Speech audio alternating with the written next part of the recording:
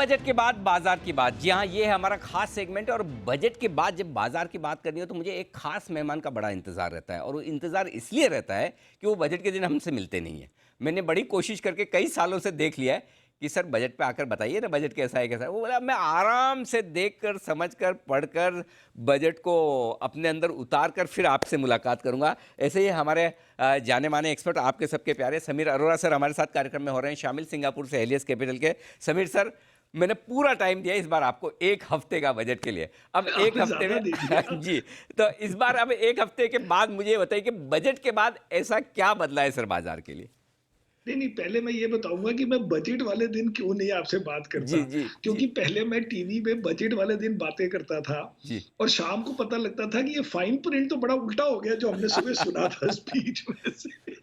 तो ये सबसे ज़्यादा हुआ जब ये प्रणब मुखर्जी का बजट था, रेट्रोस्पेक्टिव जी। टैक्सेशन वगैरह उसमें आया। तो सुबह मैंने टीवी पे कहा जी बड़ा बजट ठीक है, इसमें कोई ख़ास ख़राबी नहीं है। हुँ, जैसे चल रही थी मार्केट अच्छी चल रही थी शायद उन दिनों में याद नहीं। हुँ। तो शाम को पता लगा कि it was one of the worst budgets that we have seen in our life. तो एब्सोल्युटली। इसलिए उसके बाद मैंने बजट में आना शुरू बंद कर दिया। तो जी इस बजट की समरी ये है कि पहले मेरे को लगता था कि इस बजट में ऐसी क्या खास बात हो सकती है जिससे वैसे भी मार्केट ठीक ही चल रही थी।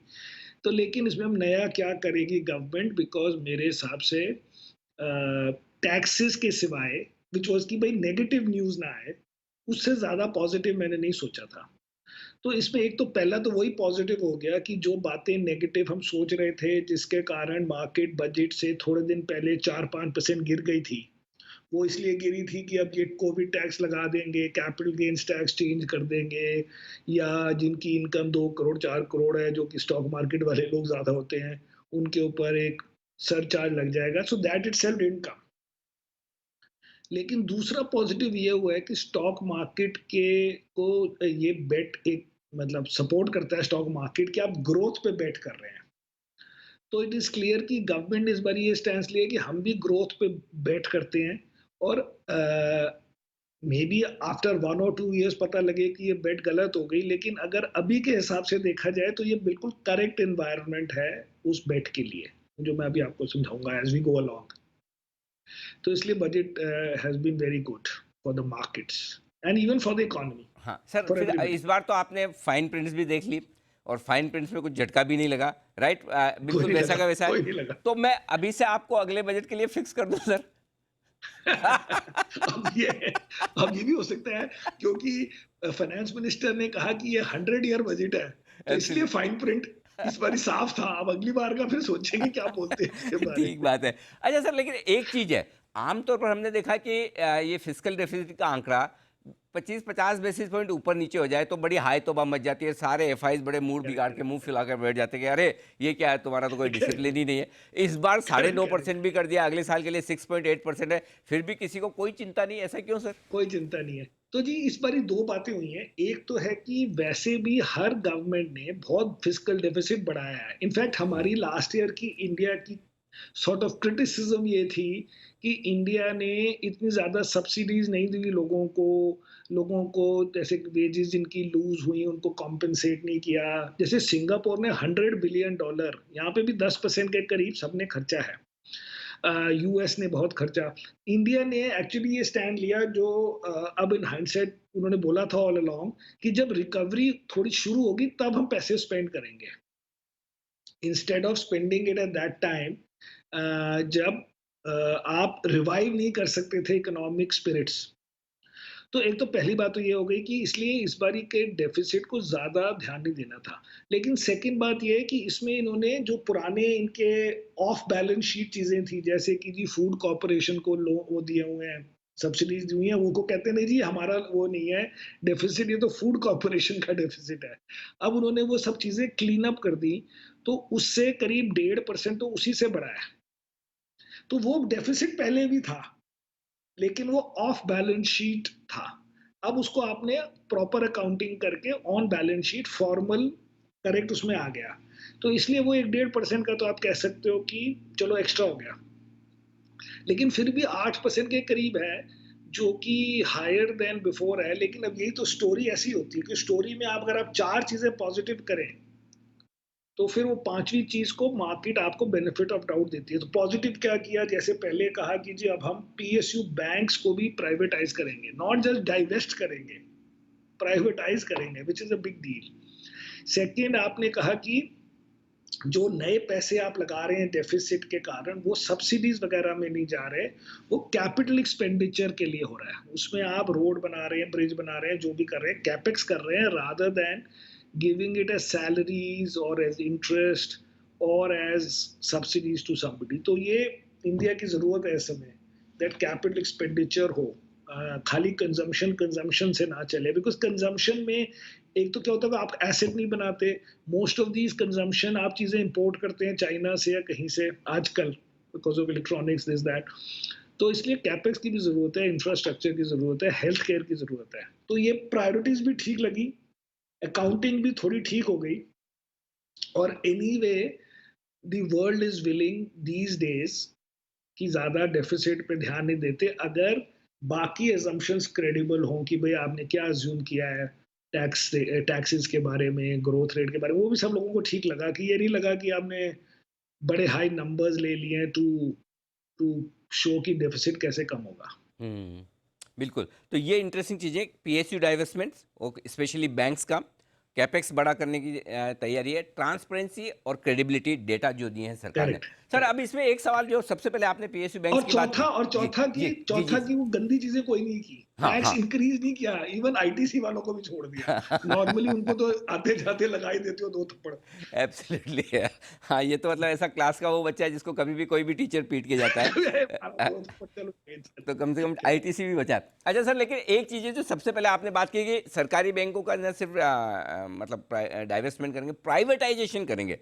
आपके सदाबहार शॉर्ट ये सरकारी बैंक, अब क्या इनमें, अब किसको शॉर्ट मैंने करेंगे, कभी या इनको शॉर्ट करेंगे नहीं या किया नहीं बड़े करेंगे अब? सालों से, मैं लॉन्ग नहीं करता था। हाँ। मैं शॉर्ट करने तो बड़े सालों से नहीं किया, अच्छा अच्छा। क्योंकि इतने पिट गए थे, तो शॉर्ट नहीं करता। बल्कि अब तो, अभी कैसे, पहले भी बिफोर बजट ऑल्सो मेरे पास एक पीएसयू था जो बड़ा चल गया है, which is state bank of India.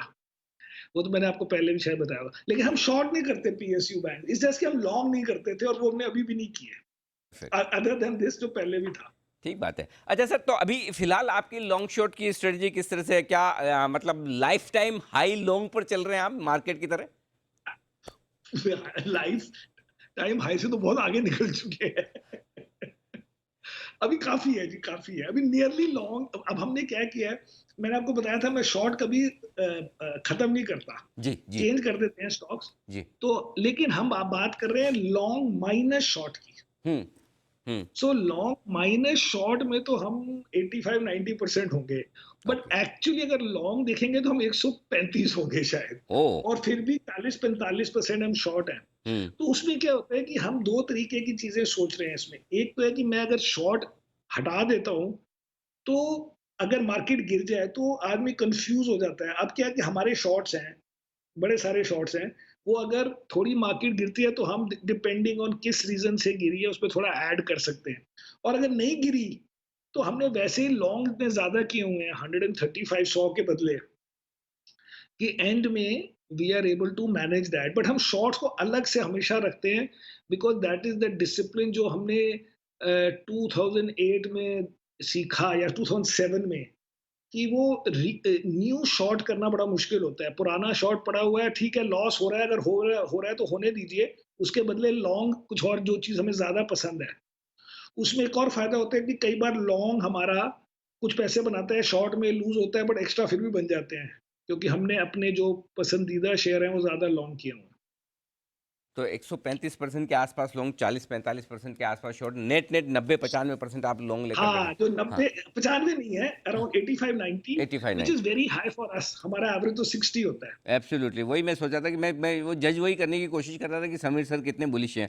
और अब हमें ये समझ आ गई है, जी। हमें ये समझ आ गई है बड़े सालों से, कि हम अलग अलग नहीं देखते। हम्म। अगर हम अलग अलग देखें कि हाई शॉर्ट में बड़ा नुकसान हो गया, तो लॉन्ग में पैसे भी बहुत बन गए। करेक्ट। सारा गेम है डिफरेंस का।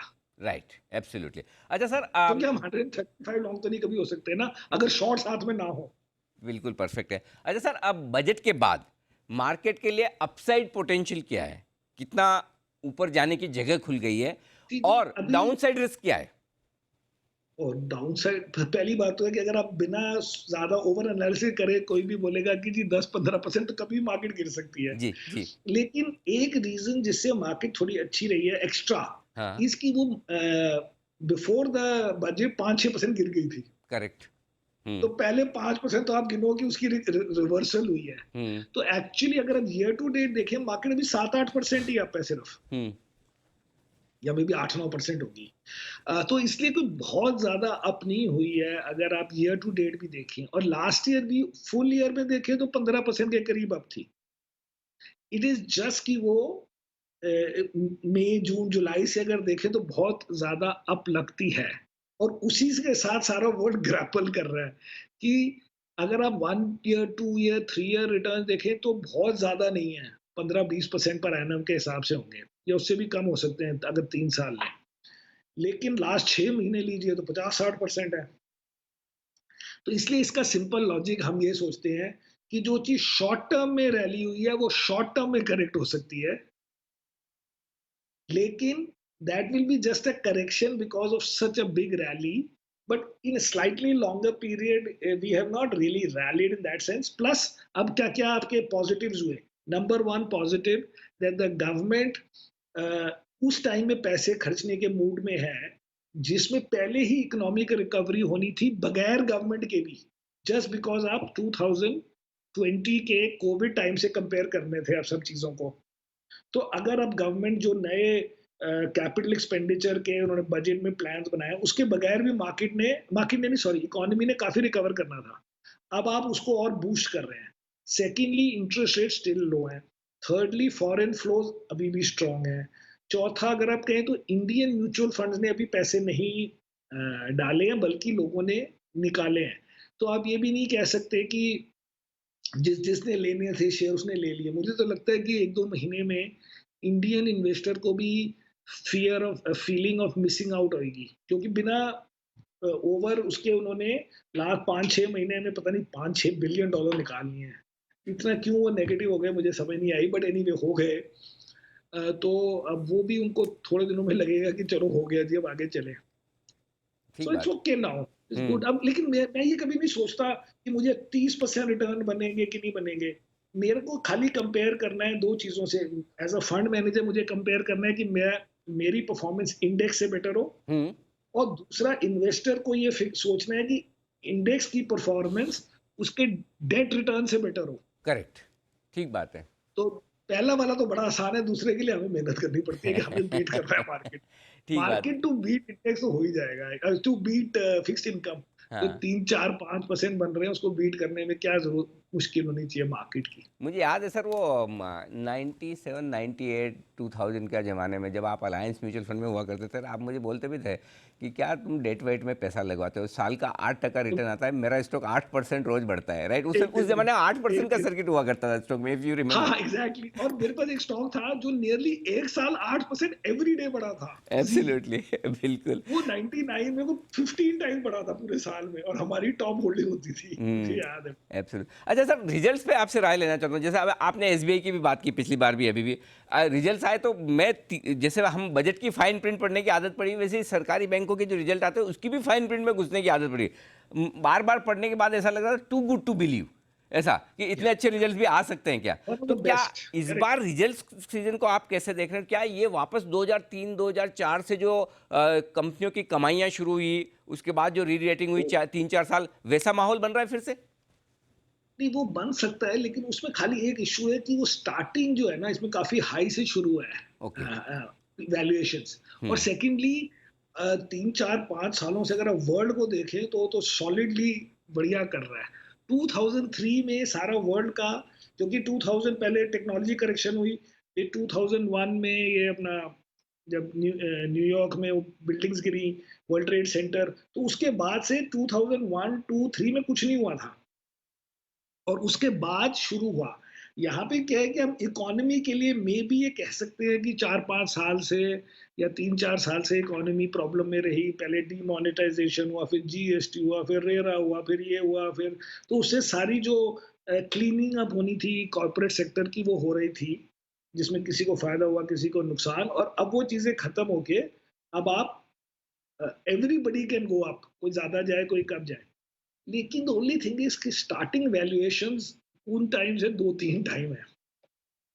उस वक़्त मेरे को लगता है 10 पी में मिलती थी कंपनियाँ। अभी इसलिए थोड़े मैं कहता हूँ कि जी। इतना मत सोचिए, खाली कंपेयर कीजिए अल्टरनेटिव चीज़ों से। अगर एक्स्ट्रा बनेंगे तो कोई छोड़ेंगे थोड़ा ना लोग। मतलब फंड मैनेजर थोड़ा कहेगा नहीं मुझे नहीं बनाने। लेकिन why do we need that in to think like that? वो करेंगे तो फिर कहेंगे बड़े कम बने हैं जब 20% बन जाएँगे। हुँ, ठीक बात है। अच्छा सर, बजट के बाद कुछ इन्वेस्टमेंट थीम्स बदलेगी क्या? जैसे सरकार का फ़ोकस जिस तरह से प्राइवेटाइज़ेशन पे है, तो क्या सरकारी कंपनियाँ, सरकारी बैंक जो आउट ऑफ द फ़ेवर हमेशा फ़ेवर होते हैं फंड मैनेजर्स को पसंद नहीं आते कि नहीं ये नहीं लेंगे, कुछ और ही लेंगे। तो क्या वो होने वाले या अब जो पसंद वाले शेयर 80, 90, 100 के पी मल्टीपल पर है? बेस्ट होता है। नहीं, जैसे हमारे पास स्टेट बैंक था 4%, हाँ, वो जब बजट के बाद हमने उसको 5.5 कर दिया। जो हम नई चीज़ें इतनी आसानी से नहीं लेते क्योंकि वो हमें पता है कि अच्छा है। और अब पीएसयू बैंक आप प्राइवेटाइज़ करेंगे, पहली बात तो कौन-सा करेंगे? हुँ, ये नहीं पता। सेकंड, ये this is a very powerful statement, but हुँ, मुझे फिर भी लगता है कि उसमें 9-12 महीने लगेंगे। पीएसयू बैंक को प्राइवेटाइज़ करना आसान काम नहीं है, जी, क्योंकि अभी तो आईडीबीआई बैंक भी नहीं हुआ। हुँ, सो ये चीज़ें जो हैं ये बिग पिक्चर के लिए, बैकड्रॉप के लिए हैं। अब आप कहें कि इंफ्रास्ट्रक्चर में हम पता नहीं जितने भी 30% एक्स्ट्रा पैसे खर्चेंगे। हुँ, अब उसमें आधे तो जाएँगे अनलिस्टेड कंपनीज़ में, हुँ, क्योंकि वो कंस्ट्रक्शन कंपनीज़ में जाएँगे। अब ब्रिज कौन बना रहा है, हमें क्या पता कौन बना रहा है ब्रिज? हमारे को तो एक एल-एन-टी के सिवाय कोई कंपनी का नाम ही नहीं पता इन इन 2 सेक्टर्स, राइट? अब कौन से रोड कंपनी, कौन से स्टेट में वो जाएँगे, किसी को क्या पता? तो इसलिए वो मैं ऐसी चीज़ें करता नहीं हूँ। हमें स्पेसिफिक्स समझ आना चाहिए कि इसका है कि नहीं, नहीं तो हम मार्केट के ग्रोथ के लिए जो उसमें लीडर हैं या जो उसमें बेटर है, जो चीपर है वो लेते हैं। हर इवेंट पे नई कंपनी नहीं लेना चाहते। तो प्रॉक्सी प्ले के तौर पे सीमेंट ना ले लें सर? कोई भी लिस्टेड हो हाँ, अनलिस्ट सीमेंट कोई ले सकता है, हाँ, हुँ, हम नहीं लेते बट सीमेंट भी चल सकता है। लेकिन सीमेंट में फिर भी क्या होता है कि वो कभी कैपेसिटी बढ़ा देगा, कभी कोई कहेगा कि जी आप प्राइस फिक्सिंग करते हो, आप कार्टेल हो। हुँ, बट वैसे वो भी चलता है, पूरा चलता है, लेकिन मैं नहीं लेता। क्योंकि मैं बिग पिक्चर में मेरे को ये पता है कि 1996 से आज तक, हुँ, 96 में भी ये बड़े हॉट होते थे, मैं नहीं लेता था। हाँ, तो उससे आज तक जैसे मैंने प्रेजेंट किया था उसमें Reliance is up some 200 times, या नहीं, हाँ maybe something like that. And ये ग्रासिम वगैरह ऑल्दो स्प्लिट हो गए, बट अगर आप एसीसी ले लें 15 टाइम अप है। हुँ, ठीक बात है। क्या मजा आया ऐसी बातों का। तो हाँ, मुझे वो चीजों से ओवर टाइम मजा नहीं आया, बट साइकिल के टाइम में अच्छी चीजें होती हैं। हाँ, बट मैं मेरे हिसाब से इंडिविजुअल इन्वेस्टर के लिए और आसान काम है हाँ। तो सर वो है जिसमें कि जिसमें आप जिसमें आपको मज़ा आता है वो स्टॉक्स तो सारे चल रहे हैं, वो सेक्टर सारे चल रहे हैं, चाहे वो नहीं, आईटी हो इसलिए हम खुश रहते हैं। हाँ, हम तो आईटी खुश हो, रहते हैं, हमारा आईसीआईसीआई बैंक, प्राइवेट ये बैंक्स, वो सब। एनबीएफसी हाँ बढ़िया। वहीं पे मज़ा है अभी करेक्ट। भी? इसलिए मैं कहता हूँ आप अपनी वेटेज बढ़ा दो उन स्टॉक्स में। अच्छा, नए स्टॉक क्यों ढूंढते हैं लोग, ये मेरा कहने का मतलब। हुँ, इतने सारे हमारे पास पहले ही 35 स्टॉक्स हैं। अगर कोई हमें पैसे दे, फंड इन्वेस्टर, या हमारा बुलिशनेस का मूड बढ़ जाए, हुँ, उन्हीं 35 में से कोई ना कोई 4 स्टॉक होंगे जो उस एनवायरनमेंट के लिए इवन बेटर है। उसमें आप बढ़ा लो। हम 36वां स्टॉक क्यों ढूंढते रहे रोज रोड के, ये है ठीक। मतलब। अच्छा सर, एफआईज के फ्लोज के हिसाब से पूछना चाहता हूँ, अभी तक तो मजबूत आ रहे हैं। उम्मीद करें जैसा आप कह रहे थे कि थोड़े समय बाद लोकल इन्वेस्टर्स हैं हमारे जो अपना रिडीम कर रहे हैं उसके चक्कर में म्यूचुअल फंड को बेचना पड़ रहा है, इन्हें भी वो फोमो होगा और फिर ये भी पैसा लगाएंगे। करेक्ट। लेकिन एफआईज के निकलने की चांस तो नहीं ना अभी नियर फ्यूचर में कि ये बेचने के मूड में आ जाए?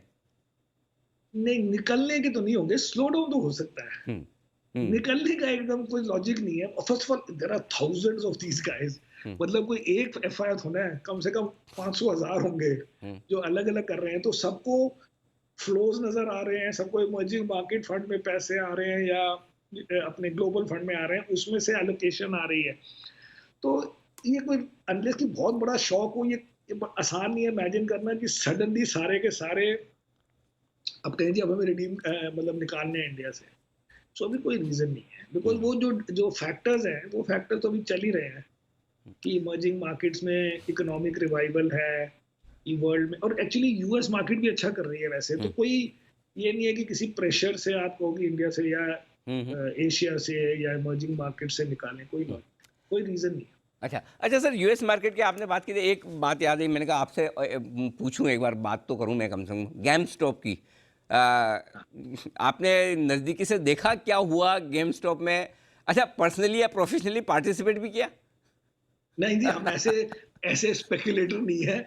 बल्कि मैं तो ट्वीट भी कई बार मारा था कि ये स्टॉक वापस जाएगा, क्यों पब्लिक इसमें घुस रही है। हम्म। और मेरे को ट्विटर पे कहते हैं नहीं जी, हमें तो राइट फ्रीडम चाहिए टू ट्रेड। मैं कहा अच्छा। तुम $250 में फ्रीडम मांग रहे हो, आप मेरे ट्वीट का वो देख सकते हैं। जी। अब वो क्या है कि कंफ्यूज हो गई पब्लिक हाँ। कि वो कोई रेवोल्यूशन लीड कर रहे हैं कि पैसे बनाने के लिए काम हो रहा है। अगर आपने खाली एक पॉइंट करना है, you have to make a point hmm. कि हम ये कर देंगे, वो कर देंगे, तो आइए पैसे लूज कीजिए, पब्लिक दूसरे जो जो हम्म। ऐसे नहीं कर रहे वो जीत के चले जाएंगे।